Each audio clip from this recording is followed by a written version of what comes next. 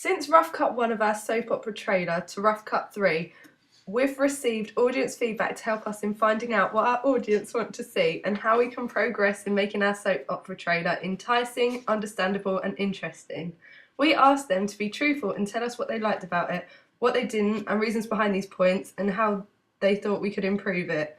We then adapted our trailer if we received many comments regarding the same thing.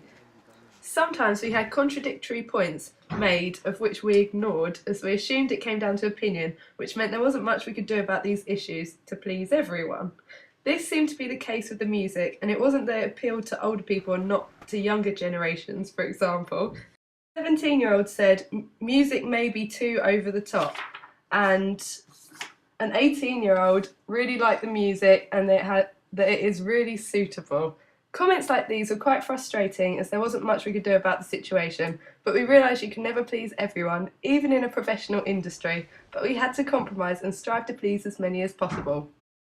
That also made us realise how much more research we needed to do in order to make things look professional, for example our title screen. At Rough Cut 2 we weren't thinking about the title screen at the end, but more on the order of clips. But from the feedback we realised a more professional looking title screen was important to people in order to make things look more professional, for example our title screen. At Rough Cut 2 we weren't thinking about the title screen at the end, but more of the order of the clips. But from the feedback we realised a professional looking title screen was important to people in order for them to take it seriously, and the lack of one negatively affected their opinion on the whole trailer. We quickly researched title screens on Channel 5 and made ours look as similar to them as possible for Rough Cut 3, which was then well received by the audience and made them look at the whole trailer in a different light. Another piece of feedback that didn't hinder our progress, but we felt like we couldn't do anything about it, was it would have been better with speech. Again, we weren't able to do much about this, as conventionally soap trailers don't tend to have diegetic sound. I was encouraged to use my initial Soapy Scene magazine layout idea after receiving positive feedback on it that said it was eye-catching and followed soap magazine conventions such as the left third rule.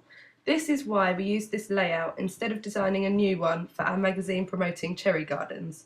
Feedback on our poster layout idea told us that it looked too like a poster for a horror film because of the blood runs. People generally thought it was too over the top for a soap poster, so we tamed it down for the final poster.